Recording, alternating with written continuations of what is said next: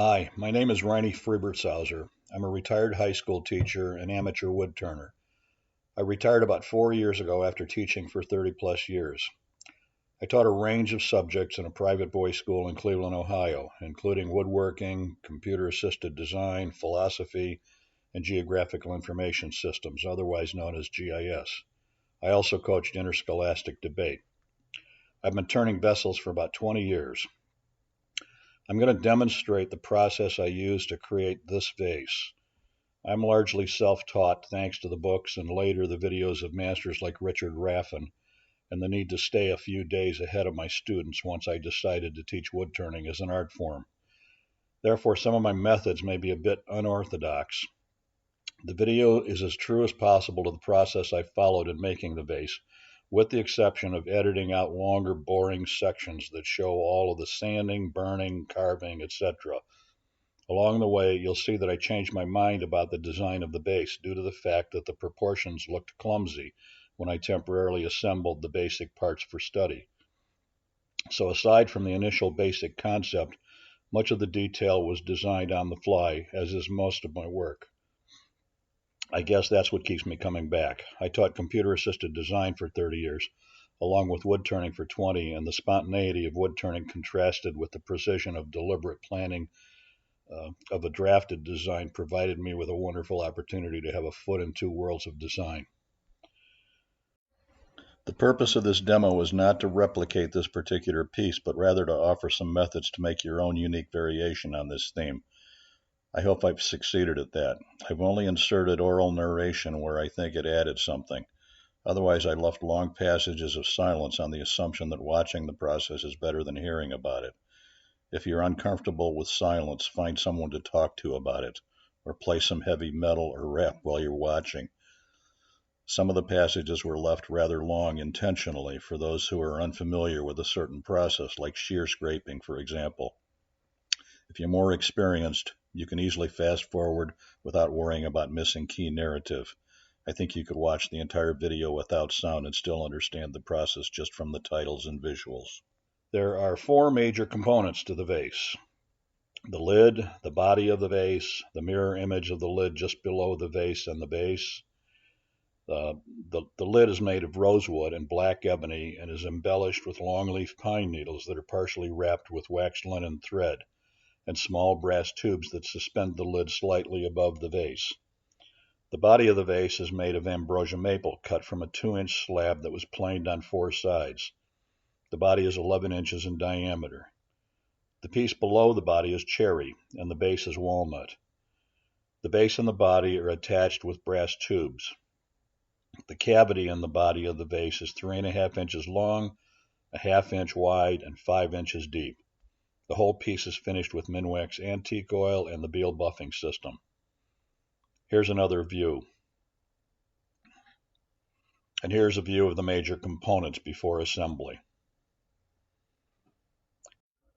The basic process that I'm demonstrating here can be used to create a whole range of variations on this theme, depending on the particular design of the lid and the base. Here you can see another variation on the lid that uses a hammered brass finial instead of ebony, with long leaf pine needles in a different orientation. The brass connecting tubes are also smaller in diameter. It also includes a 3/16 inch wide groove that runs around the circumference of the vase and is textured with small burned dots. Another variation dispenses with the base and lid altogether and is embellished with textured burned patterns that wrap around the vase body following the grain. Here are the first two lidded variations, followed by another that uses only a single brass tube connection and has stops placed inside the cavity to allow the lid to be suspended with a space between it and the body of the vase. The white embellishment on the lid is a bone chip. Okay, I'm going to stop reading now and start narrating the process as I watch the video along with you. I've started by cutting my blank to an 11 by 11 inch square and then measuring and marking specific boundaries that I'm going to cut and drill to. You can see that I've already drilled the cavity within those boundaries and attached the glue block that's going to hold the piece in the chuck.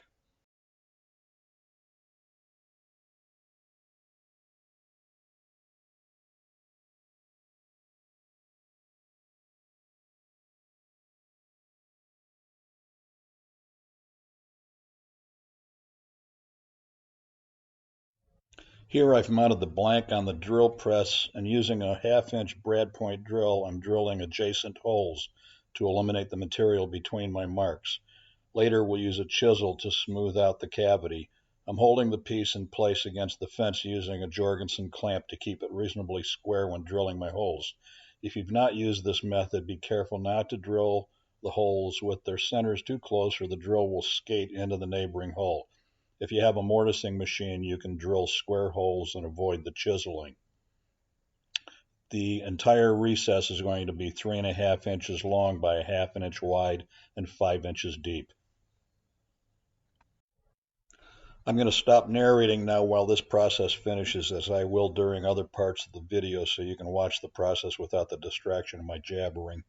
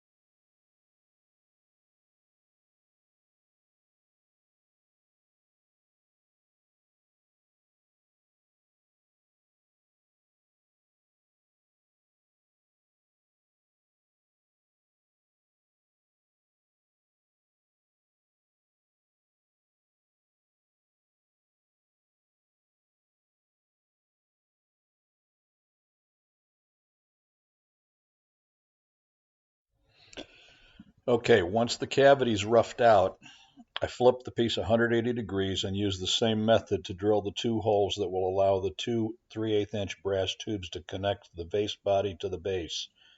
The holes are drilled 1.5 inches deep using the depth stop of my drill press to make them uniform in depth for the brass tubes.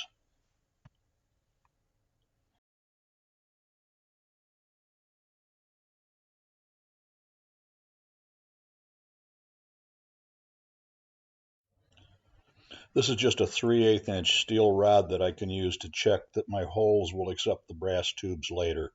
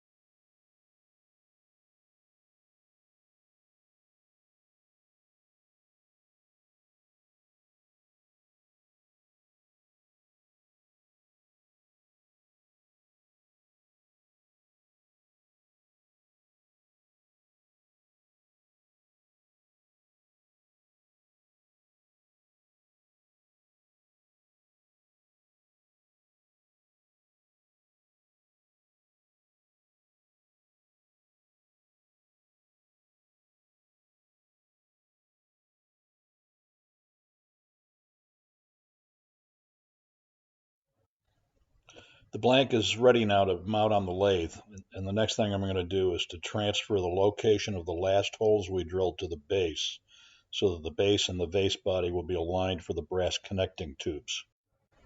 I've marked where I want the holes for the brass tubes to go on the base, but to get them perfectly aligned to the holes I've drilled in the vase body, I'm using two 3/8" steel dowel centers that are used primarily for making dowel connections in furniture. They come in cheap packs with an assortment of standard sizes. I press the two centers firmly into the 3/8" holes I drilled in the bottom of the vase body, then align the marks I've made to locate them on the vase body with the marks I've made on the base, and then firmly push the vase down on the base, ideally giving it a tap with a hammer. The exact centers are now transferred to the base for drilling. If you've not used these things, they work every time.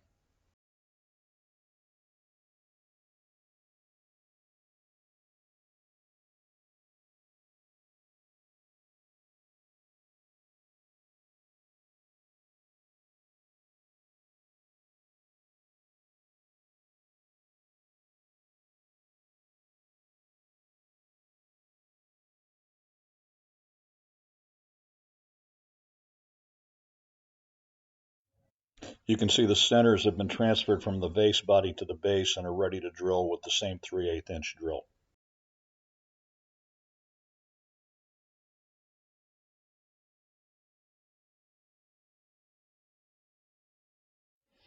Okay, next I've cut a 2-inch diameter glue block from a piece of scrap maple to glue onto my vase blank for mounting on a chuck.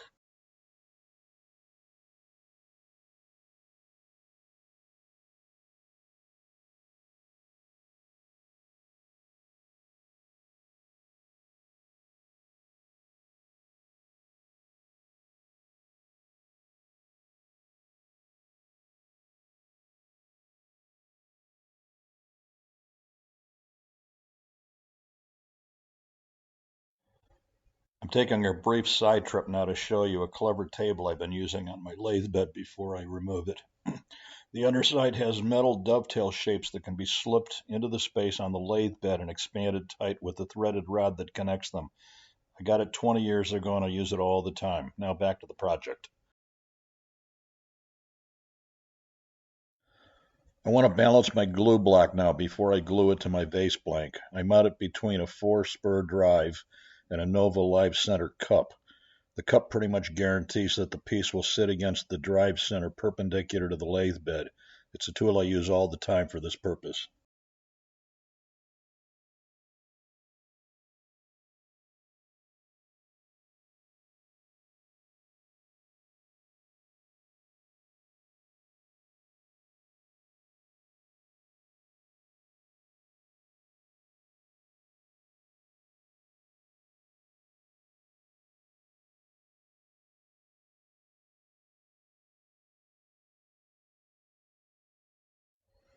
Once mounted between centers, I'm just truing up the glue block with my little old glazer gouge, which has almost lost its flute from so many sharpenings.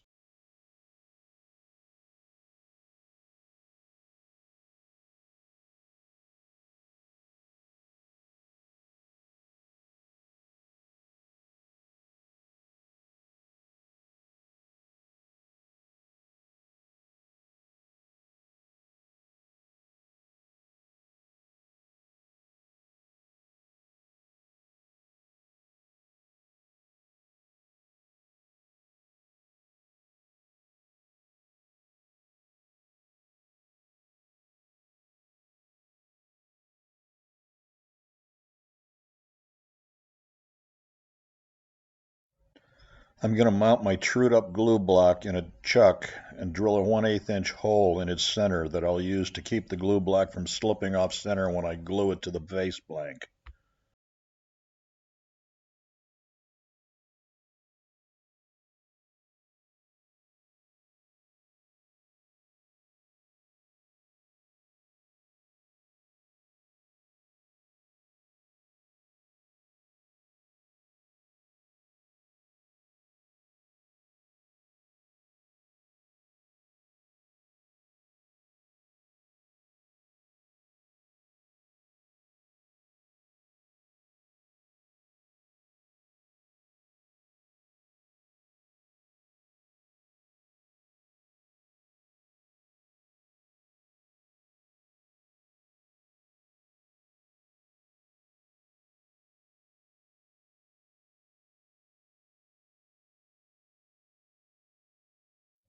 I'm testing to make sure my 1/8 inch awl slides easily through the hole.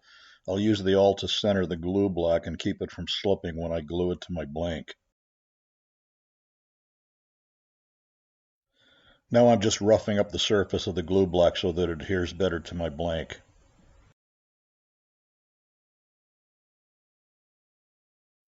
Next, I mix up a small amount of System 3 5-minute epoxy. I just measure equal parts by eye. You can use other methods of your choice, but I use this glue for a lot of things, and I just find it to be reliable and quite easy to part when it's time to remove the glue block. Notice that I've already cut my square blank into a circle using a compass on the center mark I had generated from the diagonals on the square vase body blank. When placing the compass center point, be careful not to leave an impression on the surface of the lathe body, which would be difficult to remove later.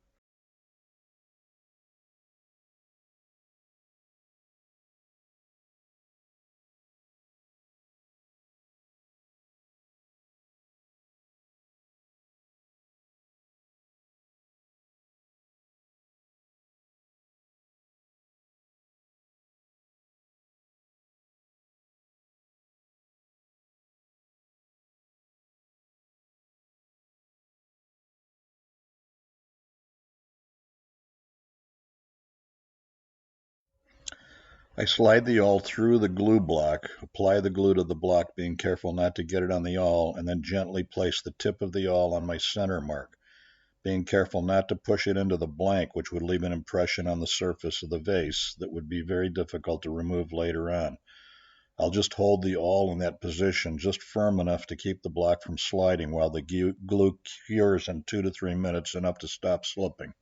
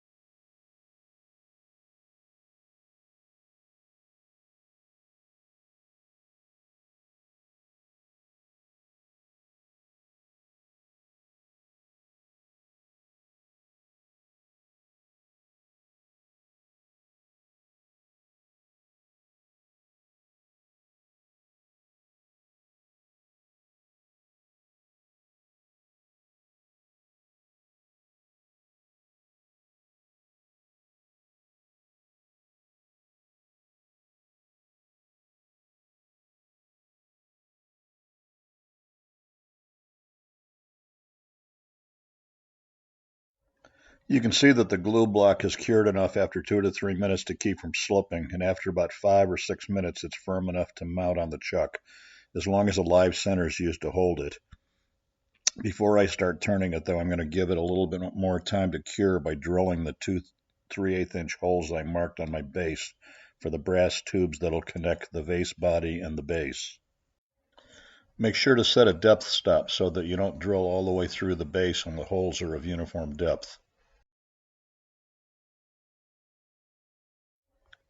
You'll see that this base will be scrapped for another design later once I see the initial parts assembled temporarily.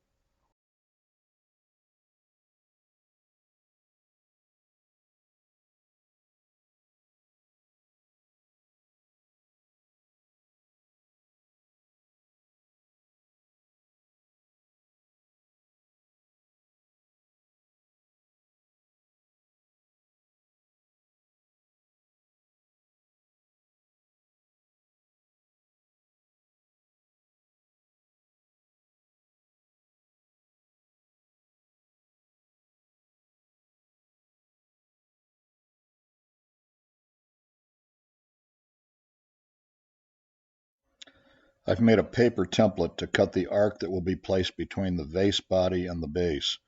One half of the arch is cut in the paper and then simply folded over to trace a mirror image. The arc is transferred to a piece of wood and then cut on the bandsaw. Before cutting, I secure a block that I know is square to maintain a square cut on the thin piece.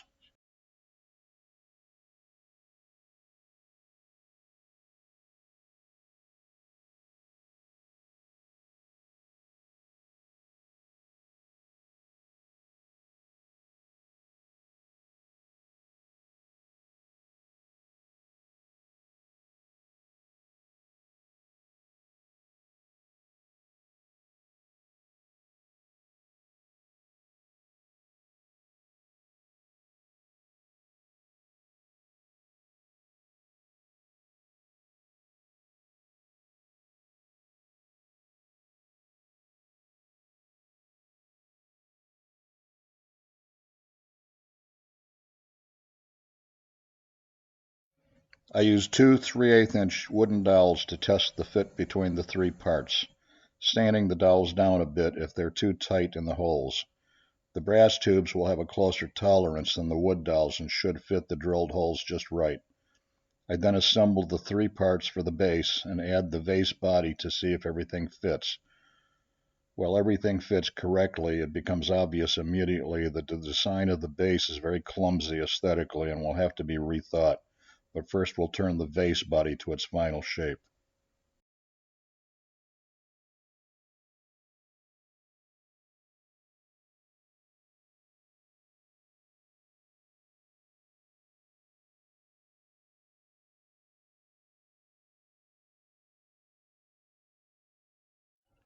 I'm mounting the vase blank in the chuck, and I find that the glue block is too thin to provide enough space between the chuck and the blank for a parting tool to fit for the final separation.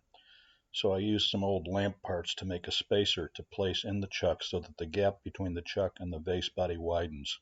I could have used a couple of large washers or a 1/4 inch thick round piece of plywood. It would have been much easier had I just measured my glue block. Oh well.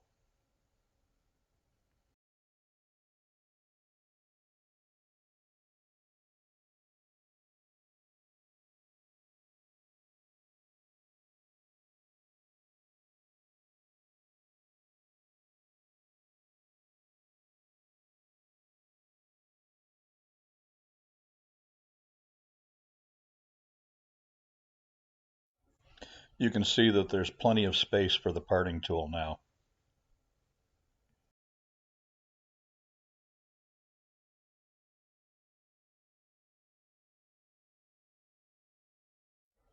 I'm using the Nova Live Center cup again to make sure the blank seats in the chuck square to the lathe bed.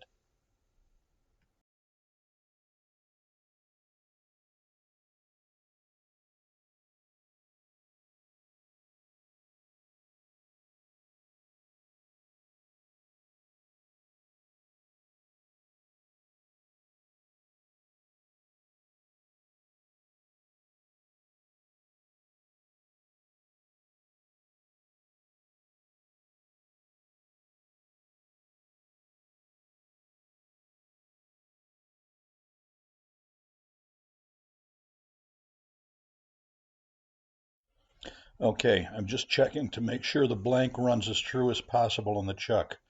If not, I'll loosen the chuck a tiny bit, shift the blank a little, then apply slight pressure with the cup until things run fairly true.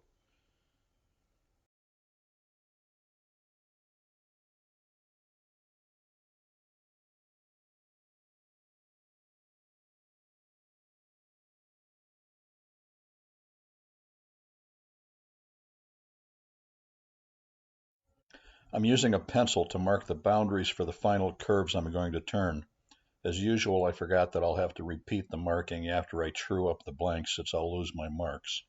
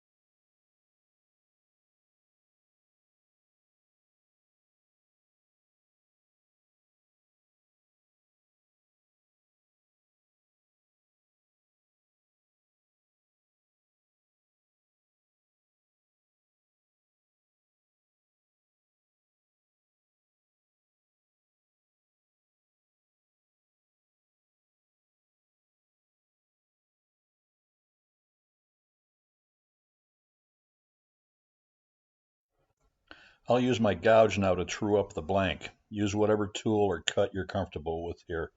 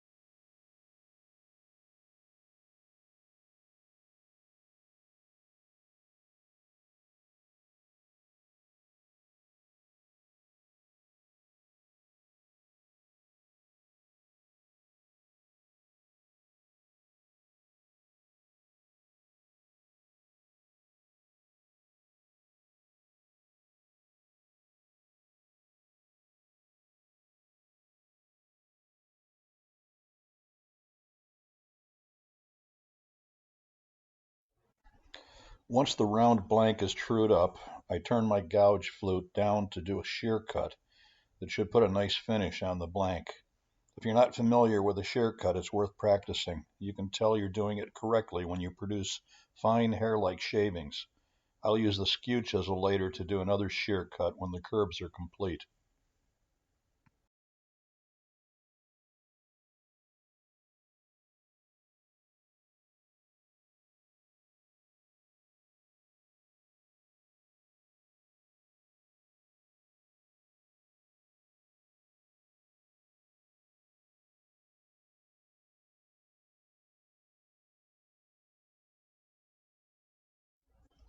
Now I'm redrawing my boundary lines and I should be ready to start shaping the curves of the vase body.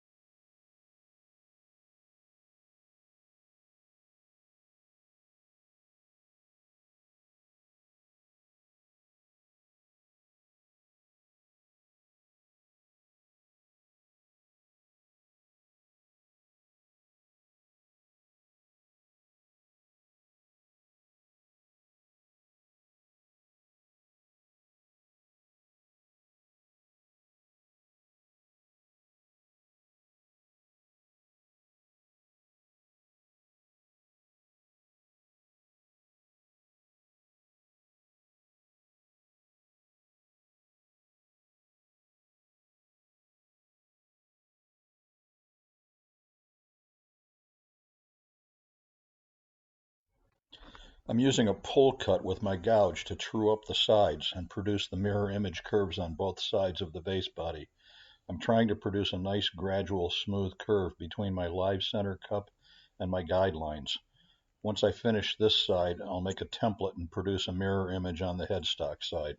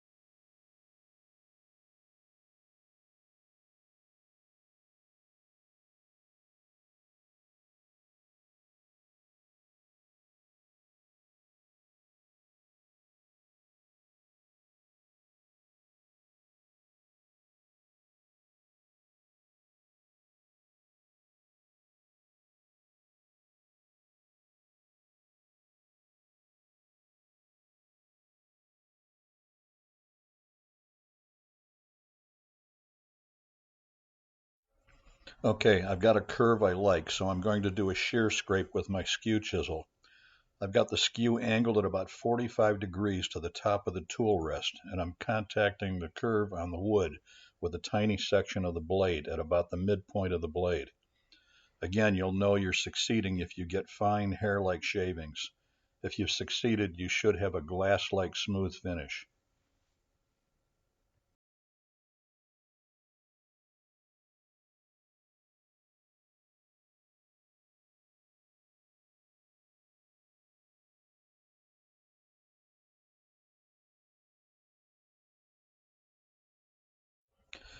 Next, I'm going to use one of the contour profile gauges like the one here that I got at Harbor Freight to make a paper template for the mirror image on the other side. If you've got a good eye for symmetry and a good steady hand, you can just skip this whole template business and turn the other curve by eye.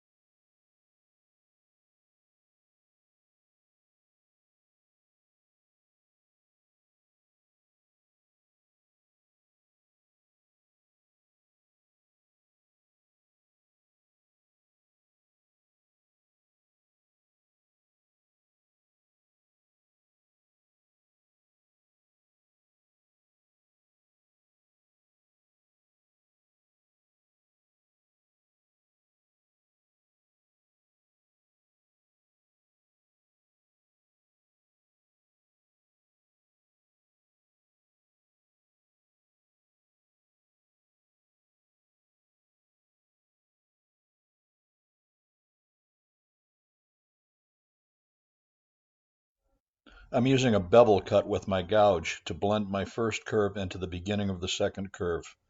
Again, use whatever tool or method you're comfortable with to do this.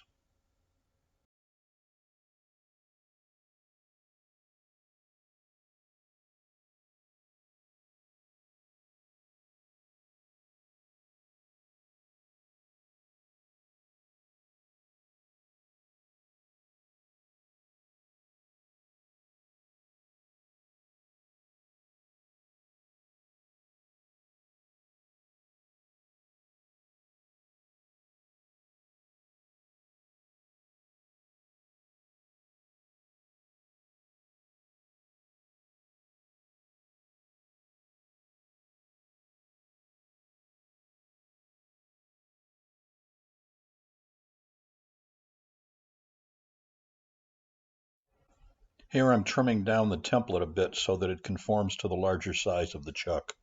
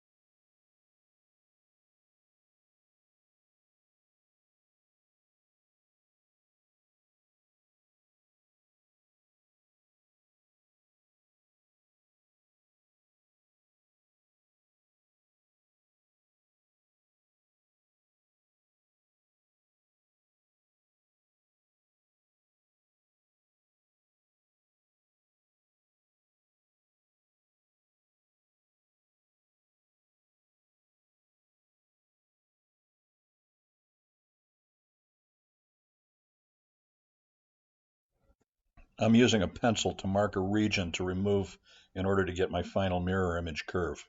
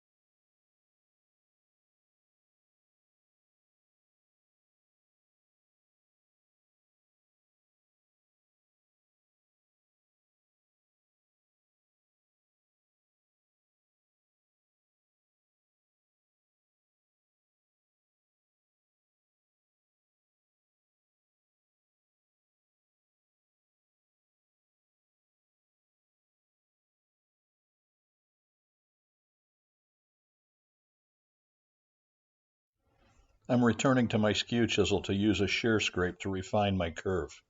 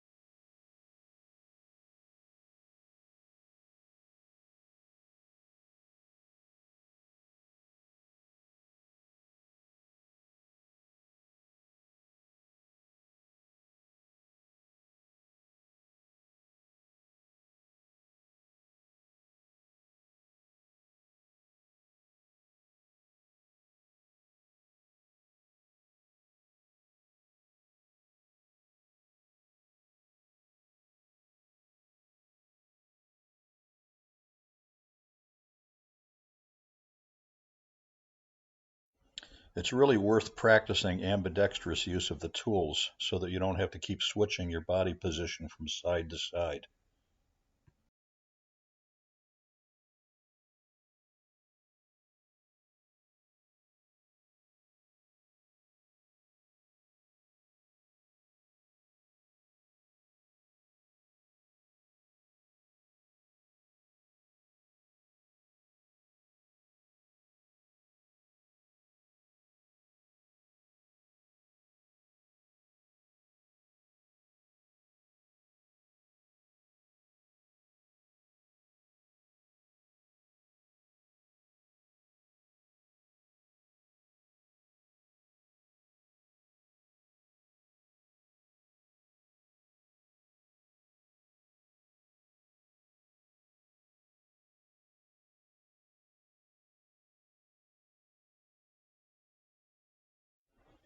That should pretty much do it for the two sides of the vase body.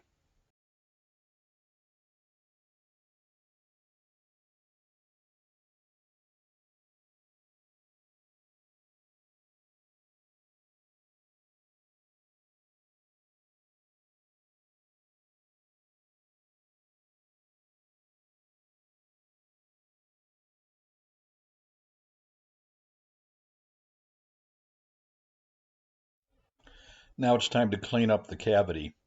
Using a nice broad sharp chisel and mallet, chisel the 3.5 inch long sides of the cavity until they're nice and straight and flat. Here I'm using an old barber strop to get my chisel nice and sharp. Typically you use the white linen strop first, followed by the leather strop.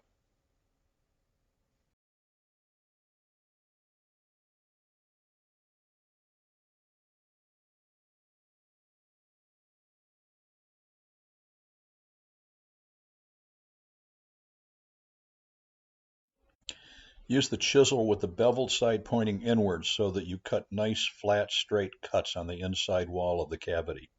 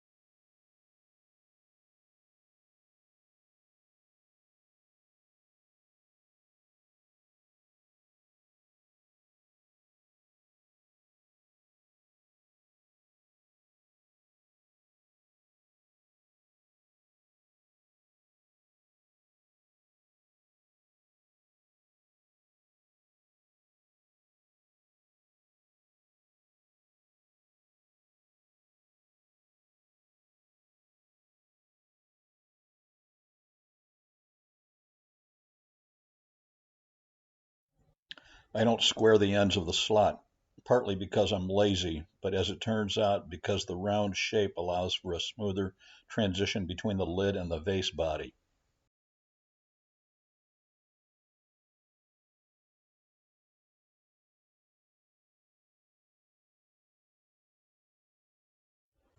Now a bit more shear scraping to remove any splinters from the chiseling process and produce the final finish.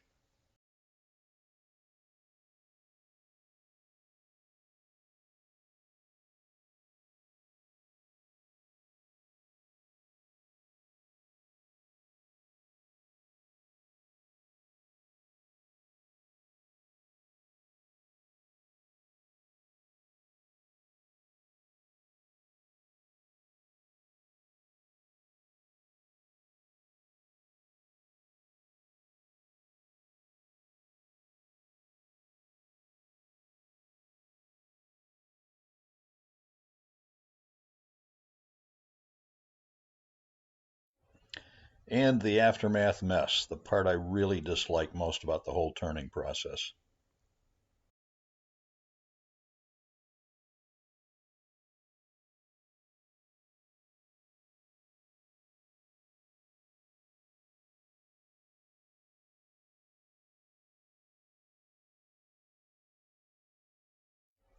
I'm using my parting tool to carefully separate the mostly finished vase body from the glue block, being careful to just skim the glue joint from the surface of the vase.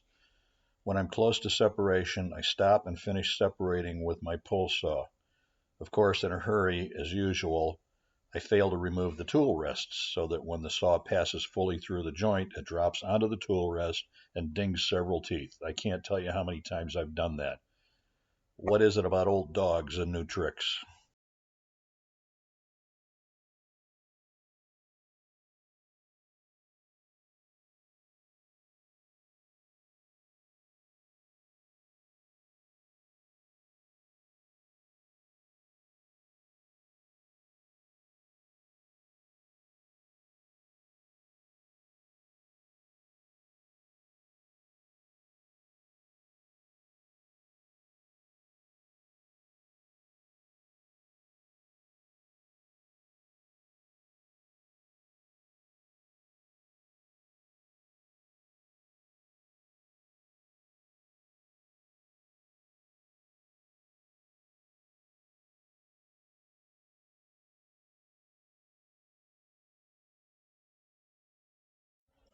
I'll typically pinch my index and middle fingers against the saw blade between the chuck and the vase body as I saw so that the saw cut doesn't dig into the vase body at a damaging angle.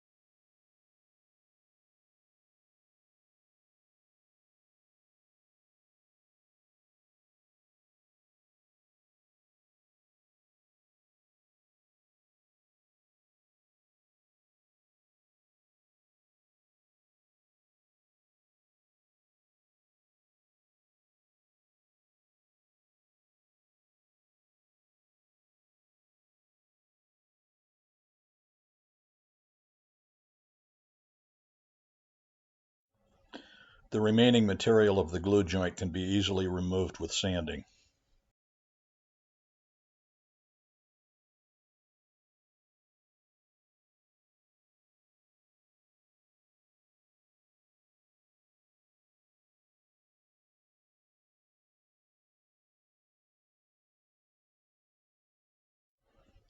After sanding both sides of the vase body down to 180 or 220 grit, I soak the piece with Minwax antique oil.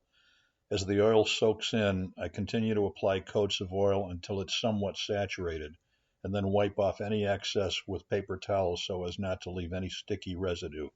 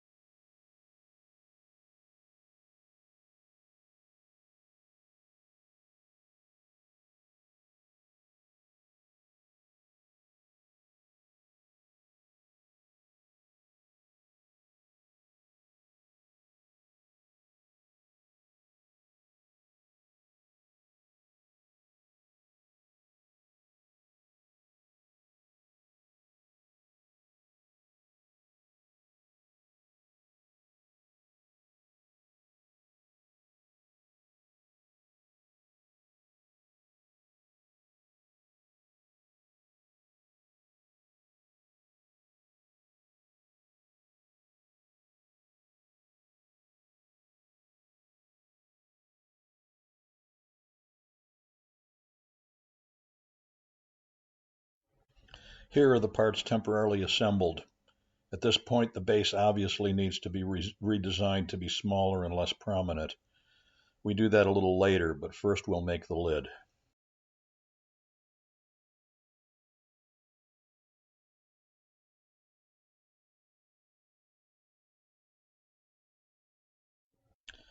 The lid consists of two major parts, aside from the finial. The actual lid that sits on top of the vase body, in this case made of ebony, and the plug that drops into the cavity, made here from walnut.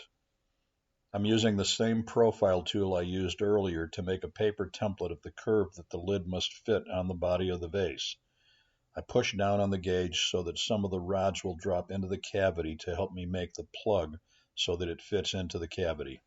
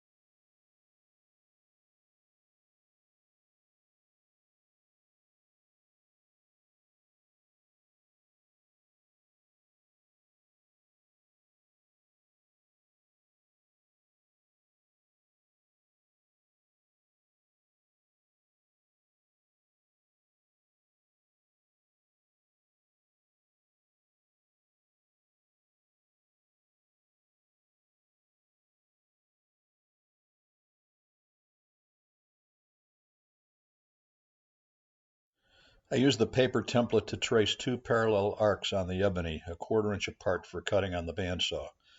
The white material raised by the pencil is the wax coating on the ebony blank.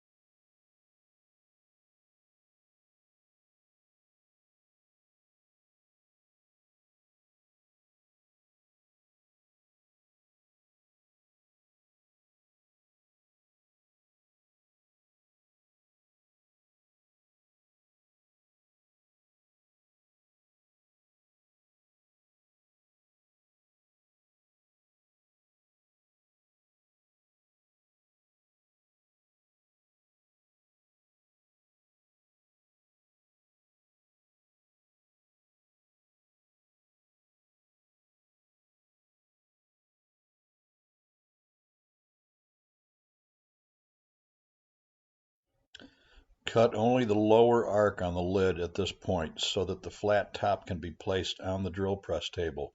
That way the two 1/8 inch holes that will hold the 1/8 inch dowels that connect the two parts will be drilled perpendicular to the lid. The top arc of the lid can then be cut once the two parts are joined.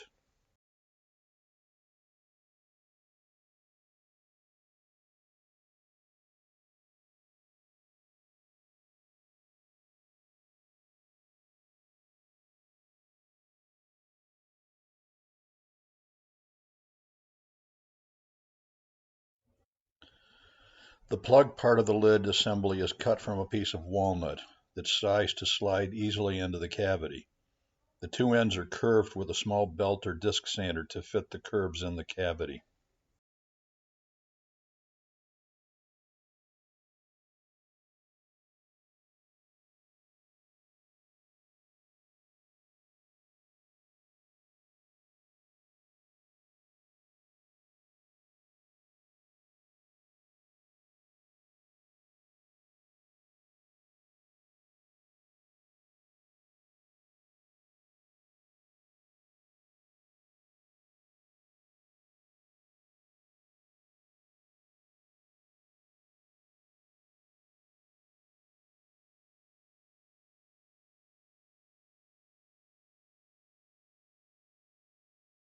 I'm using the curved ebony lid to trace the curve onto the walnut plug so that the two can be joined using two 1/8 inch dowels and epoxy.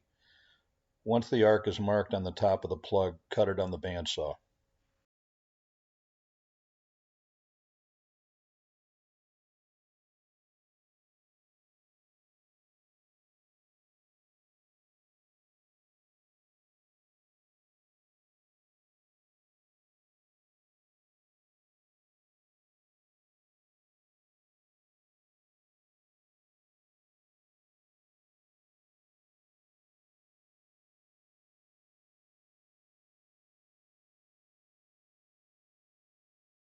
Once the two parts of the lid are aligned and the centers of the 1/8 inch holes are marked on the bottom of the plug, position the two parts on the drill press with the flat surface of the ebony lid down and drill the two 1/8 inch holes for the dowels. Make sure to set the depth stops so that you don't drill all the way through the ebony lid.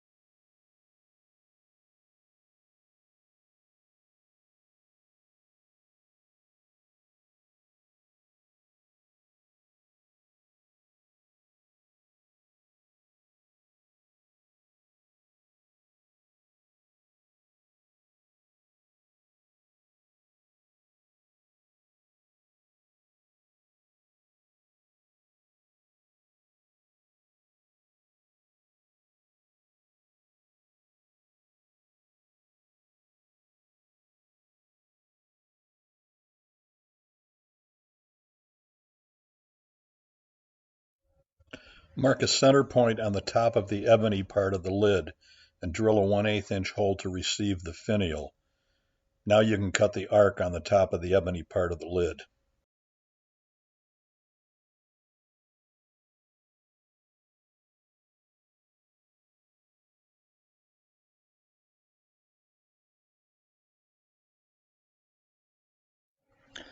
Notice that I've rounded the two ends of the plug with a sander so that they match the rounded ends of the vase cavity slot.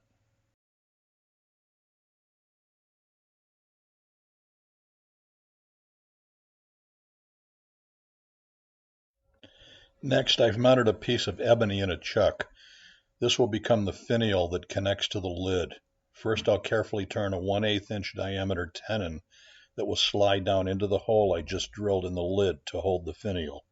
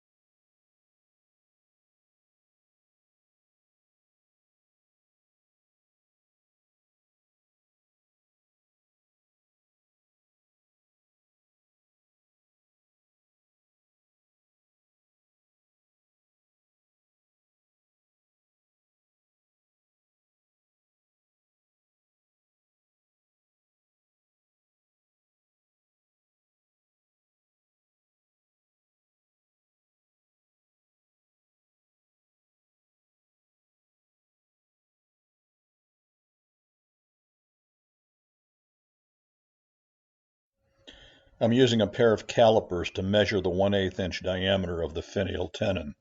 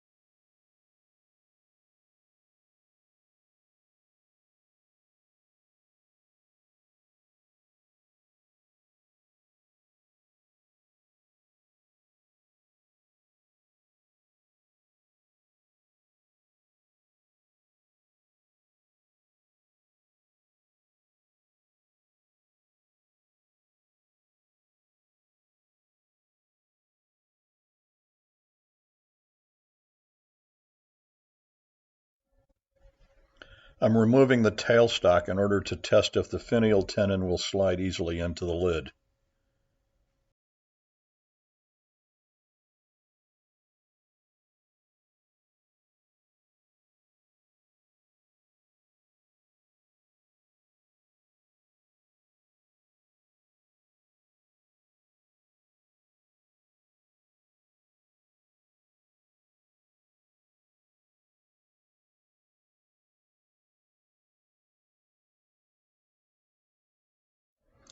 Here I'm tracing the round base of the finial onto the top of the lid to create a slight recess for the finial to be glued to.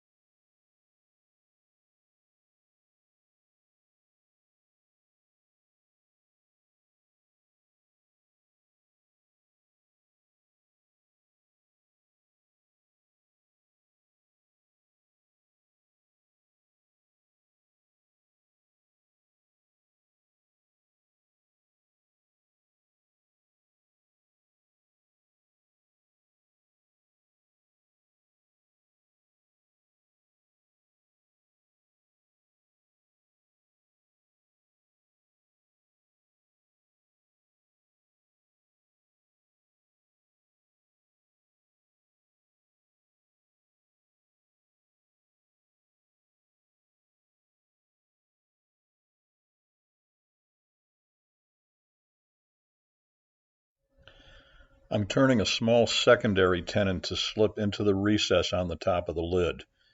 Then I turn the final shape of the finial that will be visible.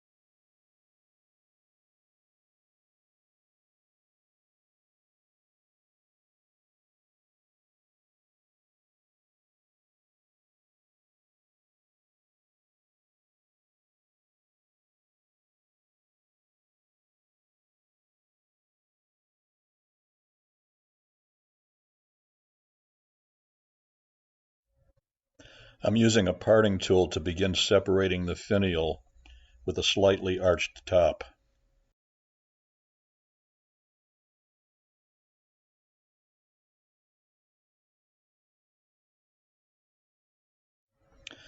Now I'm tracing the secondary tenon at the bottom of the finial onto the top of the lid. I'll use a dental burr on my micromotor or Dremel to cut a slight recess within this circle for the finial's tenon to slip into.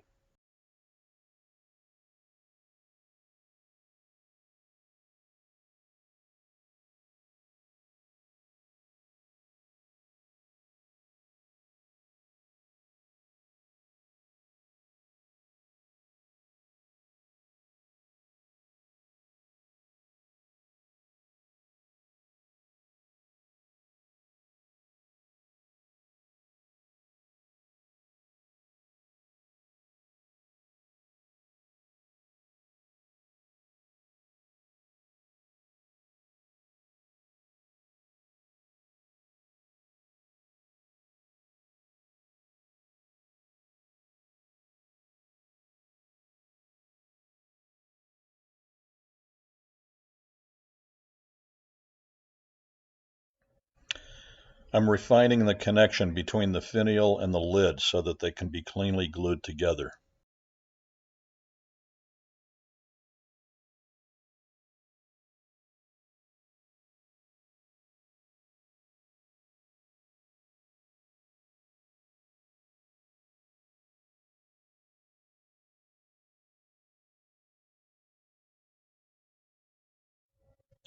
I'm separating the chuck hold from the finial.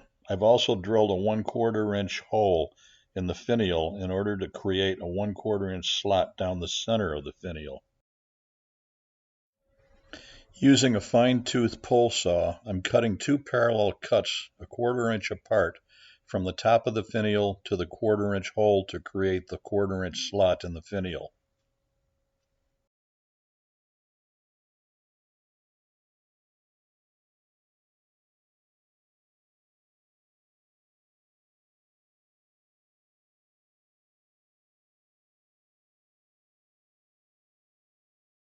Next, I'm going to redesign the base to hopefully a more elegant proportion.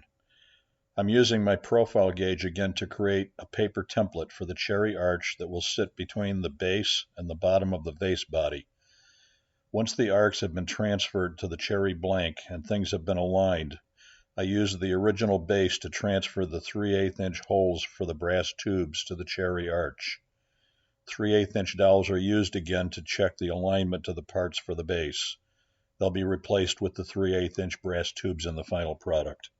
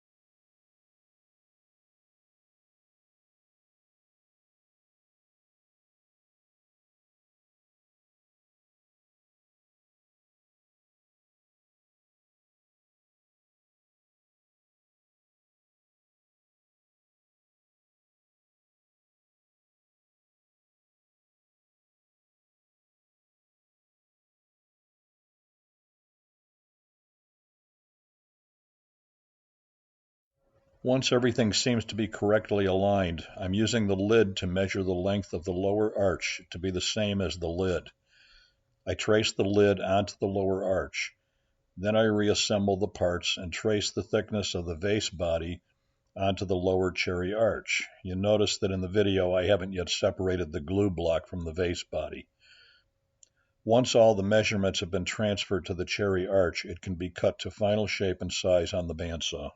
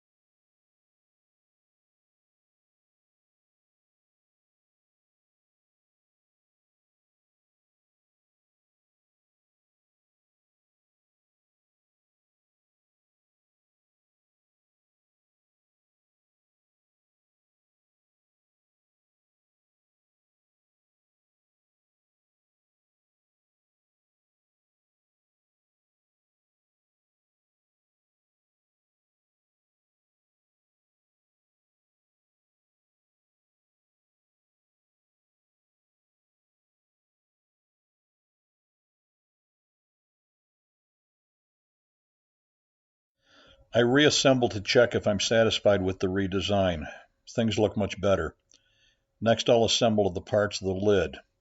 You'll notice I've drilled two 1/8 inch holes through the walnut plug of the lid to accept two 1/8 inch brass rods that will act as stops when the lid is dropped in place and keep the lid suspended 1/4 inch above the top of the vase body.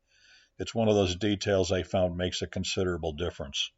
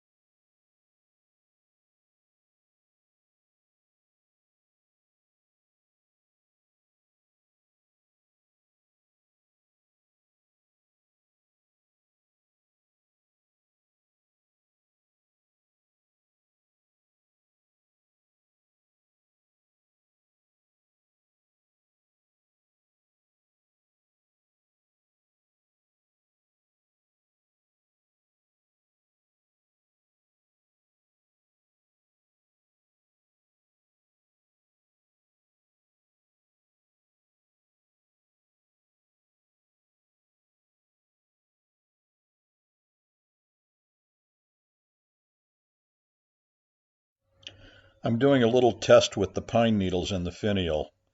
Slip the pine needles through the 1/4 inch hole in the finial until they fit snugly.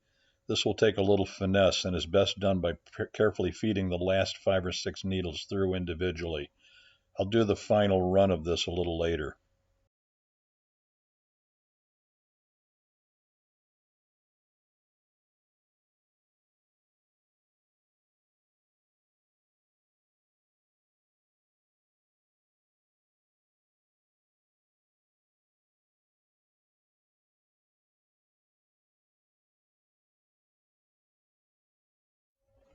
I've reassembled the base parts using the 3/8 inch brass tubes.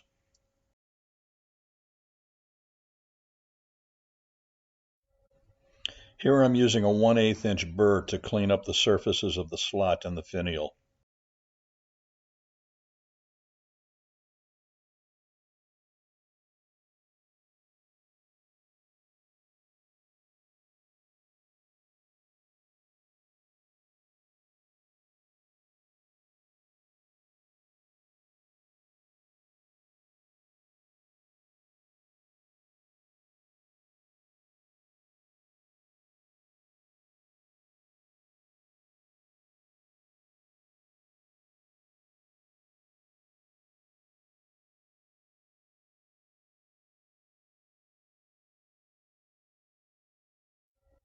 I'm now burning and texturing the shadow line recess on the walnut base.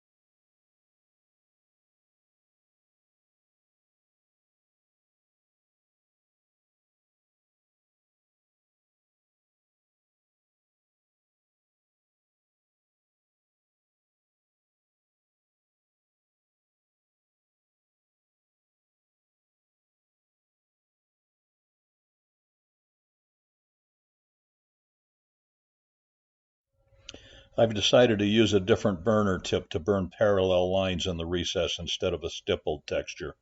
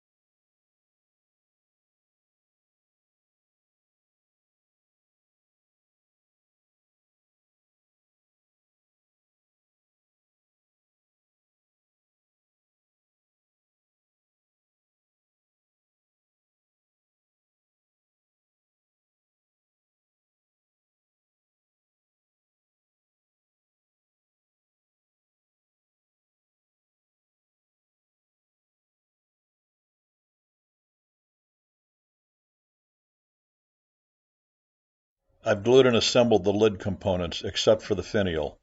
I'll cover the final assembly of the finial and the pine needles a little later. Finally, I'm oiling all the remaining parts in the same way as I did the vase body earlier, being careful not to get oil in the holes that carry the brass tubes or the pine needles.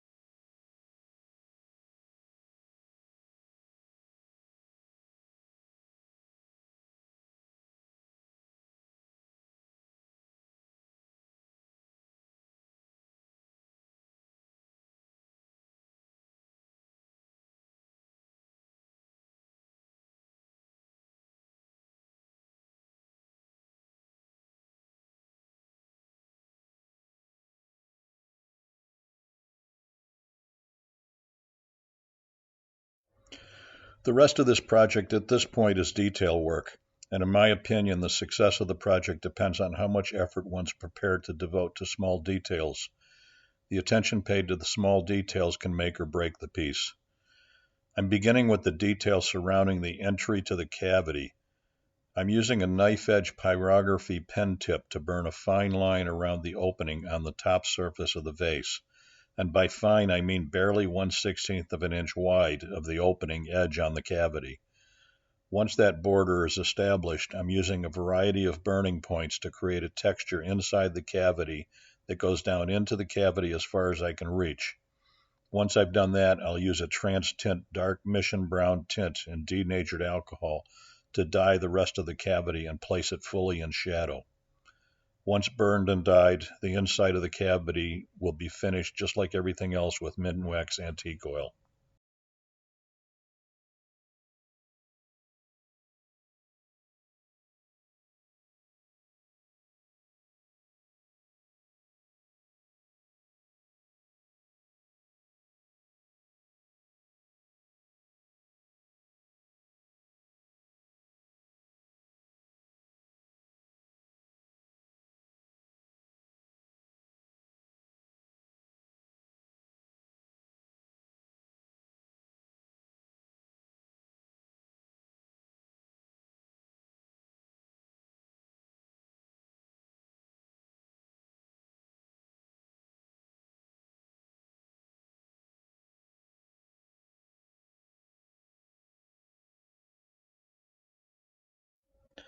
Once all the parts have been subjected to multiple saturating coats of Minwax antique oil, which have been wiped dry, meaning no sticky residue was left behind on the surface, and they've sat drying for at least 24 hours, I'm using the Beal buffing system to finish them.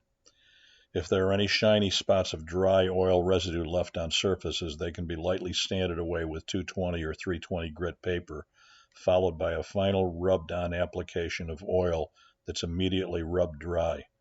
This can also be done to the entire piece to take down any raised grain. The idea is to finish sand all of the shiny oil back down to dull bare wood, knowing that the wood has been impregnated with oil that is cured and hardened. One last coat of oil is applied and immediately rubbed dry. This brings the color back out and once dried overnight prepares the surface for buffing. The Beal system consists of 3 separate cotton buffing wheels. The first 2 are loaded with Tripoli compound and then with aluminum oxide and the final with carnauba wax. I've set up a permanent buffing station to which I've devoted an old record mini lathe that I don't use for turning anymore.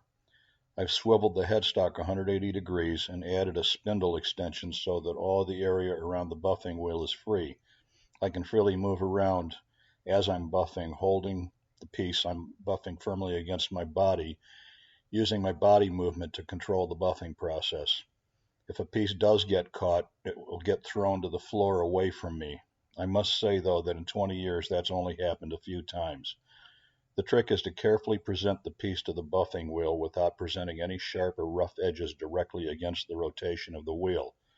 You can see that with a bit of finesse and focus, even the lid and its finial can be buffed without incident if presented correctly. The whole process is repeated 3 times, each time after changing buffing wheels and applying the next compound. Don't mix compounds and wheels. If you choose to buff a metallic material like brass, devote a separate buffing wheel to that process, because the metal will contaminate the wheel with black stains. You don't need a dedicated station to do this. The Beal system comes with an adapter to mount right to your headstock spindle. Since I do a lot of this, I like having the free open space around the wheel rather than having to deal with the lathe bed under the wheel, especially for large pieces.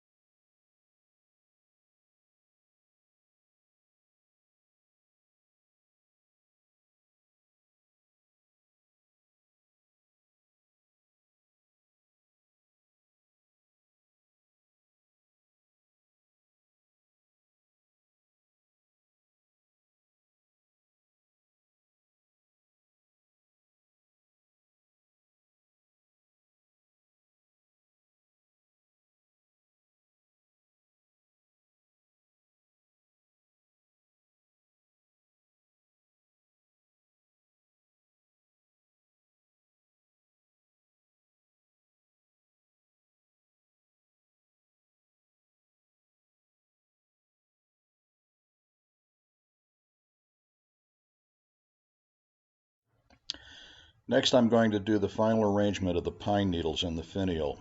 I start by cutting the needles I'm going to use to a length a bit longer than their proposed final length to allow for final trimming. Then I insert clusters of needles that easily slide into the 1/4-inch hole until the needles start to snug up in the hole. Then with a bit of wiggle room left, I'll insert single needles through the hole until the bundle is nice and snug in its final position.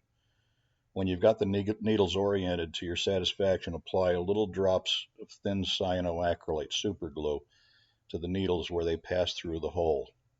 You can also apply tiny amounts along the length of the needles to their tips to bond them together and prevent individual needles from breaking. A fine thin tip on the glue bottle really helps. Starbond sells them in packs of 50 called Starbond Microtips Extension Applicators. I use them on just about everything. Be careful not to apply too much glue. It will run along the pine needles and glue your fingers to the needles. Separating your fingers from the needles will break the needles and you'll have a mess on your hands, literally.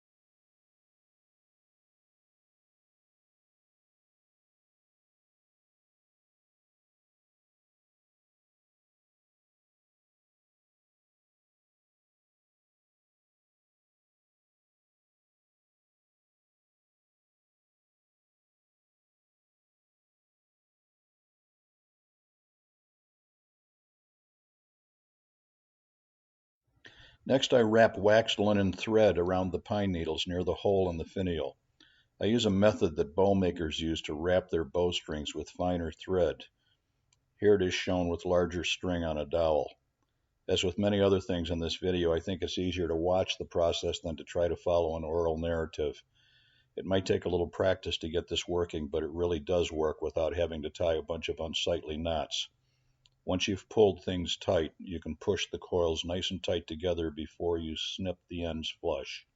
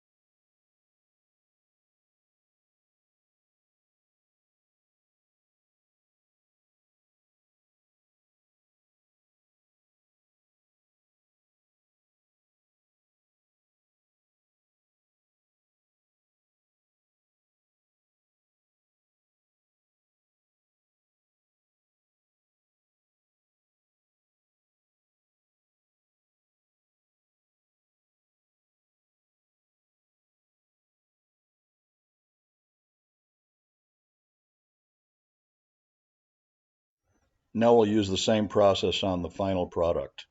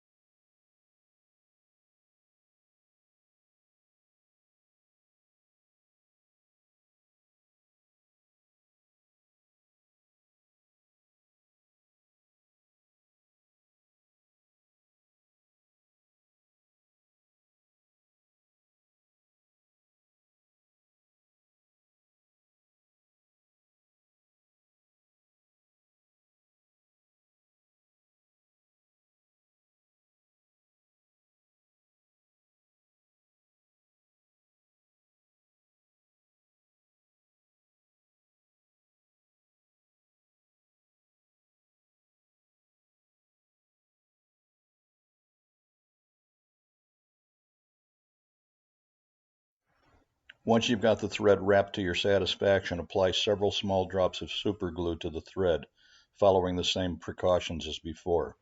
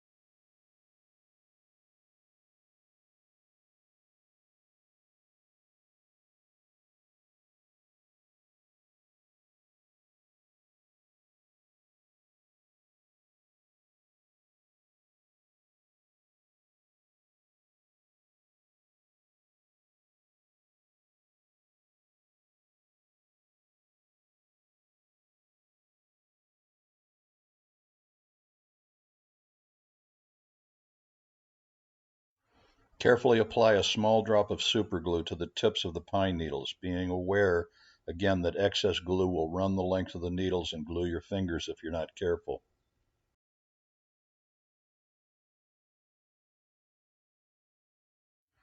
Here's an alternative method of making a finial out of metal wire.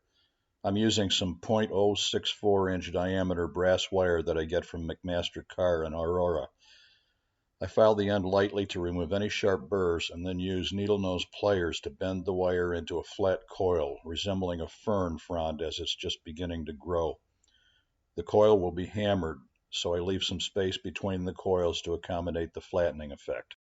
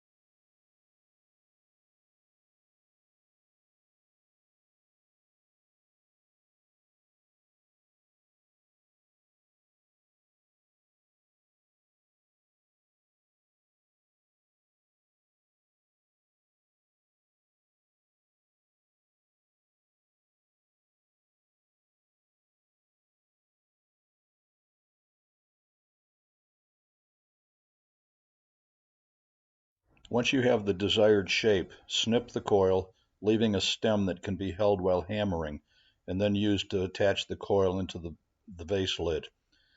Then using a steel block or a small anvil, start hammering the coil flat. You'll find that you need to keep moving the position of the hammer to keep the coil flat as the metal is changing shape. Otherwise, the coil will start to buckle three-dimensionally. Practice makes perfect or near perfect here.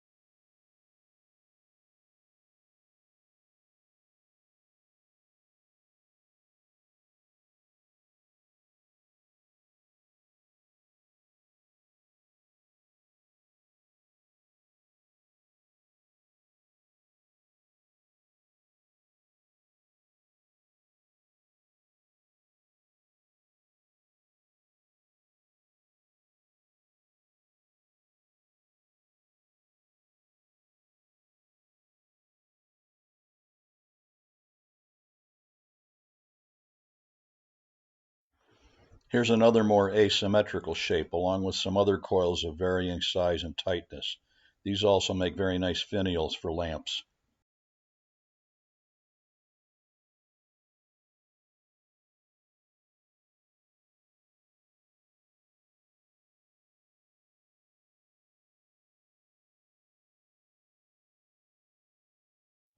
Finally, I assemble and glue the parts. I use my micromotor with a small carbide burr to roughen the small section of the brass tubes that will contact the bottom cherry arch, so that there's a better possibility of a strong glue bond.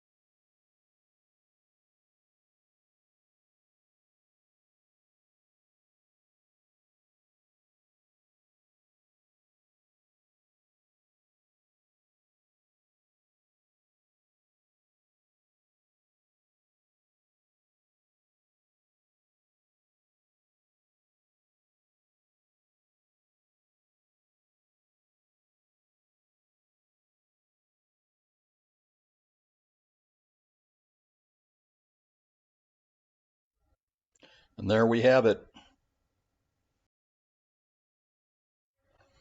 Here are some other variations on the same theme, including some without a base or lid. As I said initially, the purpose of this demo has not been to replicate this particular piece, but rather to offer some methods to make your own unique variation on this theme. I hope I've succeeded at that. I only inserted oral narration where I think it added something. Otherwise, I left long passages of silence on the assumption that watching the process is better than hearing about it. If you're uncomfortable with silence, find someone to talk to about it, or play some heavy metal or rap while you're watching. Some of the passages were left rather long intentionally for those who are unfamiliar with a certain process, like shear scraping, for example. If you're more experienced, you can easily fast forward without worrying about missing key narrative. I think you could watch the entire video without sound and still understand the process just from the titles and visuals. Thanks for watching. If you have any questions, feel free to contact me by email at rfriebo@gmail.com or contact me through my website at www.rfriebo.com. I'm happy to have a phone conversation.